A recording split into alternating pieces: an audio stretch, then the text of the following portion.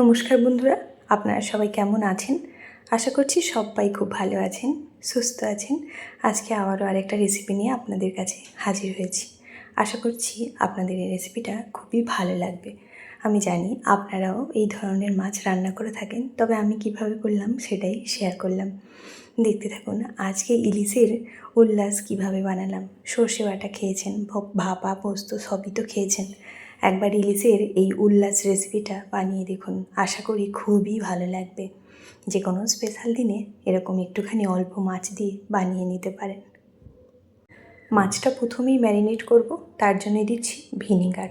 এই ভিনিগারটা কিন্তু অবশ্যই দিতে হবে। 1 চামচ পরিমাণ ভিনিগার দিলাম। এবারে দিয়ে দেব লবণ আর সামান্য একটুখানি হলুদের গুঁড়ো, তবে খুব বেশি হলুদ কিন্তু দেবেন না। এখানে একদম অল্প একটু সামান্য হলুদের গুঁড়ো দিয়ে মাছটা মেখে ম্যারিনেট করে 10 মিনিট মতো রেখে দেব, যাতে করে লবণ আর ভিনিগারটা খুব সুন্দরভাবে মাছের মধ্যে চলে যায়। আজকে যে সকল বন্ধুরা আমার এই রেসিপিটা দেখছেন, যদি কোনোভাবে একটু হলেও ভালো লাগে তাহলে চ্যানেলটিকে সাবস্ক্রাইব করে পাশে থাকা বেল বাটনটি প্রেস করে প্লিজ পাশে থাকবেন, যাতে করে যে কোনো সময় যে কোনো নিত্য নতুন রেসিপি আমি পোস্ট করব সবার প্রথম আপনাদের কাছে পৌঁছে যাবে। মাছটা সরিয়ে রাখলাম। এবার একটা মশলা বানাবো, তার জন্য একটা বাটি নিয়েছি আর বাটির মধ্যে দিয়ে দিচ্ছি দেখুন 1 চামচ পরিমাণ সাদা সর্ষে, 1 চামচ পরিমাণ সাদা তিল, 1 চামচ পরিমাণ পোস্ত আর দিয়ে দিচ্ছি 3টে কাজু। ঝালের জন্য দেব কাঁচা লঙ্কা, যেরকম ঝালটা পছন্দ করবেন সেই অনুপাতেই কিন্তু কাঁচা লঙ্কাটা দেবেন। একটা মিহি পেস্ট বানিয়ে নিয়েছি দেখুন, এইভাবেই পেস্টটা বানিয়ে নিতে হবে। এবার এর মধ্যে আমি খানিকটা জল দিয়ে দিচ্ছি। জলটা দিয়ে প্রথমে রেখে দেব। এবার যেই পাত্রে আমি রান্নাটা করব দেখুন, সেই ফ্রাই প্যানটাই গ্যাসের মধ্যে বসিয়ে দিয়েছি। এবার বেশ খানিকটা পরিমাণ সর্ষের তেল দিতে হবে। আর সর্ষের তেলটা যখনই খুব সুন্দরভাবে গরম হয়ে যাবে, তার মধ্যেই একে একে মাছগুলো আমি দিয়ে দিচ্ছি। আর এই মাছগুলো দিয়ে কিন্তু একেবারে লাল লাল করে ভাজতে যাবেন না, জাস্ট এদিক আর ওদিক করে ভেজে তুলে রাখতে হবে, তা না হলে ইলিশের যে টেস্টটা কিন্তু পাবেন না। তাই মাছটা 1 মিনিট মতো এদিকে রেখে আবারও উল্টে 1 মিনিট ওদিকটা ভেজে নেব। দেখুন ঠিক এই রকমভাবে কালারটা চেঞ্জ হবে, এই পর্যন্তই মাছটা ভেজে নিতে হবে।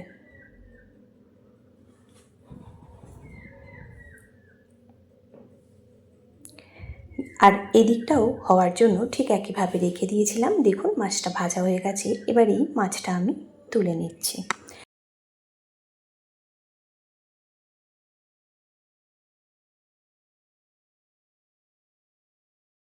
এই গরমে দাঁড়িয়ে দাঁড়িয়ে যখন অনেক সময় রান্না করতে ভালো লাগবে না, এরকম সহজভাবে ইলিশ মাছটা বানিয়ে নিন। মাছগুলো সব ভেজে তুলে নিয়েছি। ওই তেলের মধ্যেই ফোড়ন দিচ্ছি অল্প একটুখানি কালো জিরে। কালো জিরেটা যখন ভালো করে ফুটে যাবে আর সুন্দর একটা গন্ধ বেরোবে, তখনই একটা ছাঁকনির মধ্যে দিয়ে দেখুন মশলাটা আমি ছেঁকে নিচ্ছি। পুরো সর্ষে আর কাঁচা লঙ্কার এই জিনিসটা দেব না, যাতে করে একটা সিল্কি গ্রেভি তৈরি হয়, তাই দেখুন এটা ছেঁকে নিচ্ছি। সর্ষের খোসাগুলোও যাবে না আর কাঁচা লঙ্কার যে গোটা গোটা অংশটাও থাকবে না, খেতে ভীষণ টেস্টি হয়। দেখুন বেশ ভালো করেই কিন্তু মশলাটা ছেঁকে নিয়েছি। এবার এই মশলার মধ্যে কিন্তু আরও খানিকটা দুধ দিয়ে দেবো। এই রান্নাতে কিন্তু কোনোভাবেই জল ব্যবহার করবেন না। আমি এই রান্নাতে জল ব্যবহার করছি না। আবারও ওই 1 বাটি পরিমাণ দুধ দিলাম। দুধ দিলেই কিন্তু তবেই এই রান্নার টেস্টটা হবে অন্যরকম। কোনোভাবেই জল ব্যবহার করবেন না। ওই 1 বাটি পরিমাণ জল আর 1 বাটি পরিমাণ দুধ মিশিয়েই দিয়ে দিয়েছি। এবার দেখুন সুন্দরভাবে কত সুন্দর একটা কালার এসেছে। এবার এটাকে সব কিছু ভালো করে প্রথমে 1 মিনিট দেখুন মিশিয়ে নিচ্ছি। গ্যাসের ফ্লেমটা কিন্তু একেবারেই লোতে রাখবেন, এক্ষুনি কোনোভাবে হাইতে করবেন না। এই রান্নাটা কিন্তু সম্পূর্ণ লো ফ্লেমে হবে। এবারে ওপর থেকে আগে থেকে যে মাছগুলো ভেজে রেখেছি সেটাই দেখুন একে একে দিয়ে দিচ্ছি।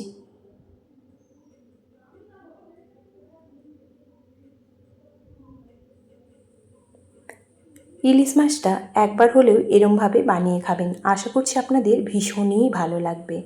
আর ভালো লাগলে লাইক কমেন্ট শেয়ার সাবস্ক্রাইব করতে কিন্তু কোনোভাবেই ভুলবেন না বন্ধুরা। দেখুন টেস্টের জন্য লবণ দিয়ে দিলাম, দিয়ে অল্প হাতে একটুখানি মিশিয়ে নিতে হবে। মাছটা যেহেতু খুবই নরম হয় সবাই জানেন, তাই যখনই মাছটা একটু নাড়াবেন তখন হালকা হাতে এরকম একটু মিশিয়ে নিলেই কিন্তু রান্নাটা একেবারে রেডি হয়ে যাবে।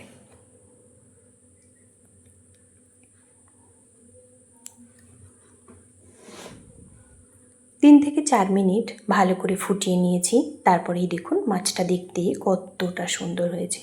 দেখতে যেমনই সুন্দর হয়েছে খেতেও ঠিক তেমনই হয়েছিল।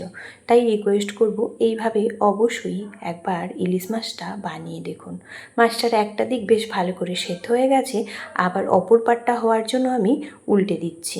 উল্টে দিলে এই দিকটাও ঠিক একইভাবে সেদ্ধটা হয়ে যাবে।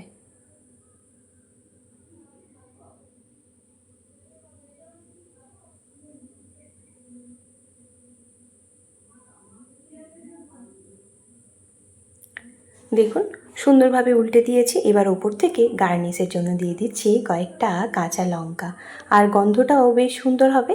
তাই ওপর থেকে কাঁচা লঙ্কা দিয়ে আর দিয়ে দেবো এর মধ্যে বেরেস্তা। আমরা সবাই জানি কিভাবে বেরেস্তাটা বানাতে হয়। পেঁয়াজটা একেবারে ঝিরিঝিরি করে কেটে সাদা তেলের মধ্যে ভেজে নিলেই কিন্তু বেরেস্তা তৈরি হয়ে যাবে।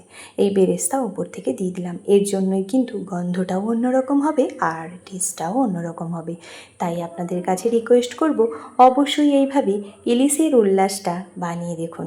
ভাপা ইলিশ, সর্ষে ইলিশ এইসব না খেয়ে একটিবারের জন্য এই ইলিশের উল্লাসটা বানিয়ে দেখুন। ভালো লাগলে লাইক, কমেন্ট, শেয়ার, সাবস্ক্রাইব করতে ভুলবেন না।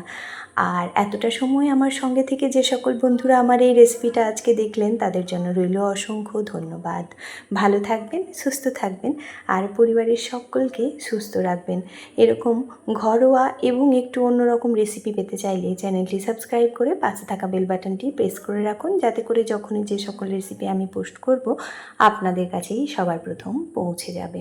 ওপর থেকে আবারও একটু খানিকটা দেখুন বেরেস্তা দিয়ে দিলাম, দেখতে যাতে সুন্দর লাগে। আর যখন গরম গরম ভাতের সাথে খাবেন তখন তো অপূর্ব লাগে। এবারে দেখুন কতটা সুন্দর হয়েছে। দেখতে যেমনই সুন্দর হয়েছিল খেতেও কিন্তু দারুণ হয়েছিল। আজ এই পর্যন্ত। আবারও আপনাদের সাথে দেখা হবে পরের কোনো রেসিপিতে।